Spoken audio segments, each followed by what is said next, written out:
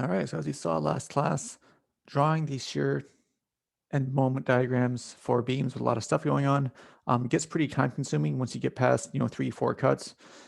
And so, like in a lot of things you've seen in science, math courses, when there's more than one way to do things, kind of show you the harder way first, then show you the easy way to do it. So that's what today's going to be about, kind of an easier way to do it. Doesn't necessarily mean that what we did last class is useless.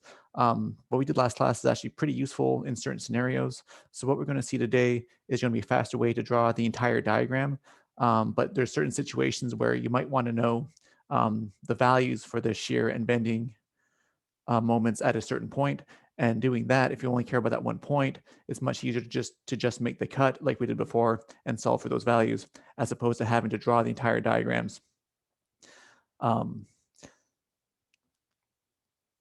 So as many of you may have noticed, there's a relationship between the load, shear, and bending moment diagrams. And so we're going to use those relationships to make it easier to draw them. And so the first thing you may have noticed is anytime you have a uniformly distributed load, so I have a uniformly distributed load here, some loading W, so pounds per foot or newtons per meter, whatever it is, that same value actually gives me a slope of that same value, negative slope, on my shear diagram. So any loading on my load diagram is actually equal to the slope of my shear diagram, negative on the shear diagram because it goes down. So anything going down on the load diagram goes down in the shear diagram. And so if this was not uniform, if this is something else, again, whatever that value is at those locations would just be the value of the slope on these lines. So mathematically, change in shear over change in x is negative loading. It's a general slope equation. Another way to look at this is that if I take this total loading, so again, to find the total loading of this uniform load, I just take the load W times its length, in this case, a distance x2 minus x1. So W times x2 minus 1, x1, that's my total force pushing down. That's also the total change in my shear diagram from x1 to x2. So based on those two relationships, basically, how these slopes are related, and the total loading is basically the area under the load diagram. Those may sound familiar from calculus. So that sounds a lot like an integral / derivative relationship, and that's exactly what we have here. The shear diagram is the negative integral of the load diagram. And so we can use that relationship. We can just look at the load diagram and in the sense integrate it, and that gives us our shear diagram, which is much faster than making a whole bunch of cuts.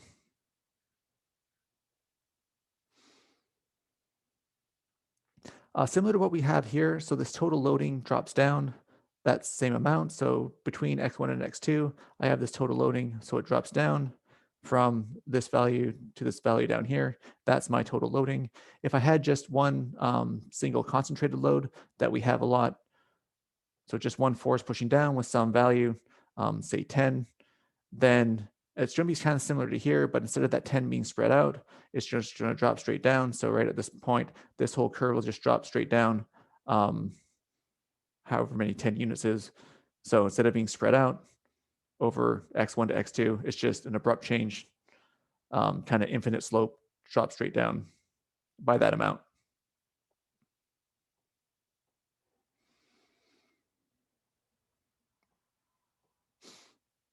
Similarly, once I have that shear diagram, I can then use it to find the moment diagram. And the moment diagram and shear diagram are related in a very similar manner. Change in moment between any 2 points is the area under the shear diagram. Alternatively, the value on the shear diagram is equal to the slope of the moment diagram. Again, there's a derivative integral relationship there. So the moment diagram is the integral of the shear diagram. So whatever the number this is, the value of my shear diagram is equal to the slope of my moment diagram. Whatever the area is under here is my total change. So whatever the area of this box is, from 0 to x1 is whatever number that is right there on my moment diagram.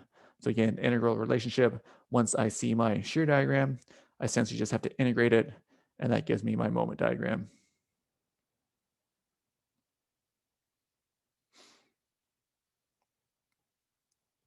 So this is called the semi-graphical method. Semi-graphical because again, you can kind of look at the graphs and you'll know what they look like because you know what integrals look like. You know, for example, the integral of x is x squared. So you know, if I have a line on my shear diagram, I'm going to have a parabola on my moment diagram. But the actual numbers you still have to kind of calculate. That's why it's only semi-graphical.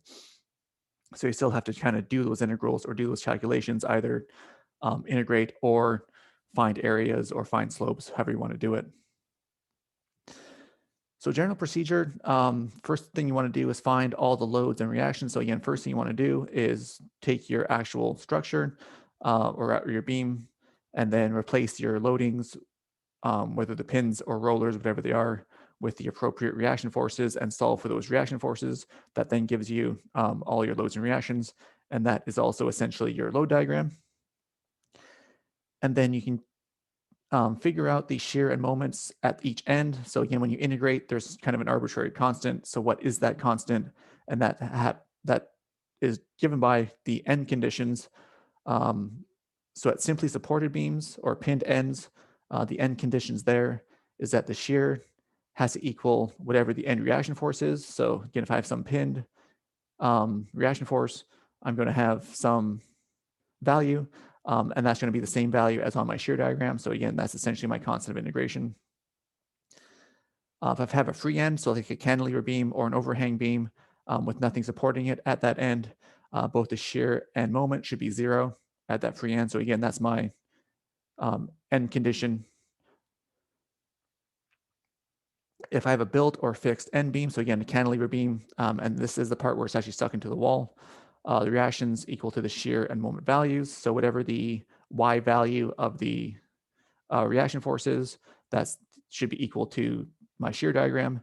Whatever the moment at that point is, reaction moment from the wall, that should be equal to the moment at on my moment diagram.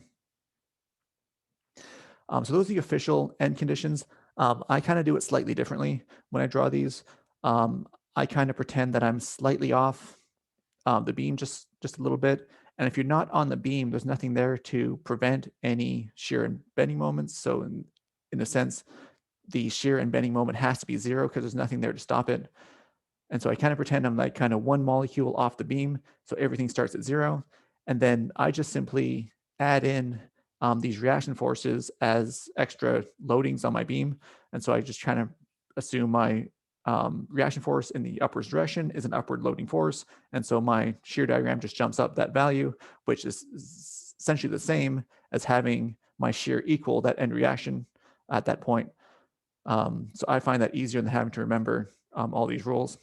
And again, we'll see that a little bit better when I do the examples later in class.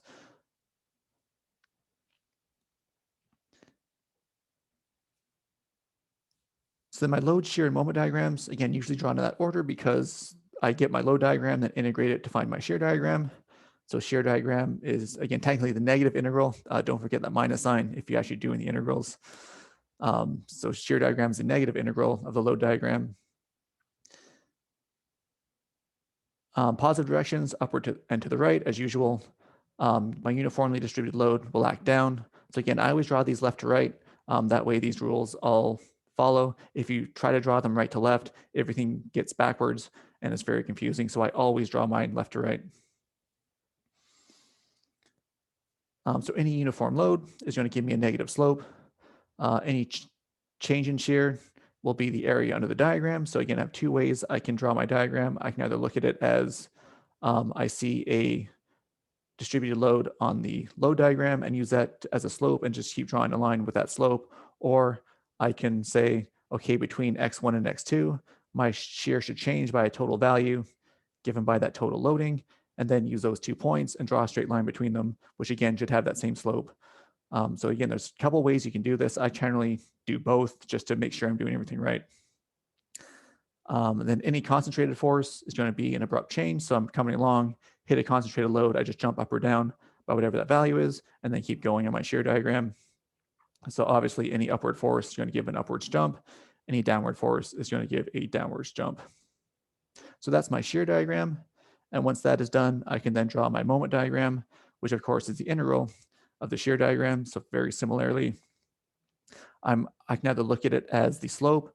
So look at the shear diagram, and whatever the value of the shear diagram is at that point, that is my slope on my moment diagram. So again, I can use that to draw my slope curve on the moment diagram based on the values of the shear diagram. In this case, it's the positive integral, so a positive shear is going to give a positive slope as opposed to the previous one. Or I can look at it in terms of area. So again, if I want to look at how much does my overall moment change between 2 points, I can take the area under the shear curve between those 2 points, and that is the total change of my moment diagram between those 2 points. And so again, a second way to do that there. And again, I kind of do a combination of both to make sure I'm doing it right. And then finally, a situation that doesn't necessarily happen all that often, but does occur from time to time, is I could have an isolated moment sitting on my beam. So a lot of times we see isolated forces. Few times you've seen isolated moments, those should happen as well. Very similar to what happens to the isolated forces on the shear diagram. My isolated moments are just going to cause my moment diagram to jump up or down by whatever that value is. So these guys don't affect the shear diagram at all. They only affect the moment diagram and just make it jump up or down by that proper amount. And there is a sign convention that's a bit weird with these and good to remember, is that if your isolated moment is clockwise, that's going to make your moment diagram jump up. If your isolated moment is counterclockwise, that's going to make your moment diagram jump down. So that is the easier way to draw these entire diagrams. And so, as I mentioned, it might, or it's probably a lot easier to actually see this in action. So later today in class, we'll see many examples of this and get those diagrams drawn much quicker than we did last class.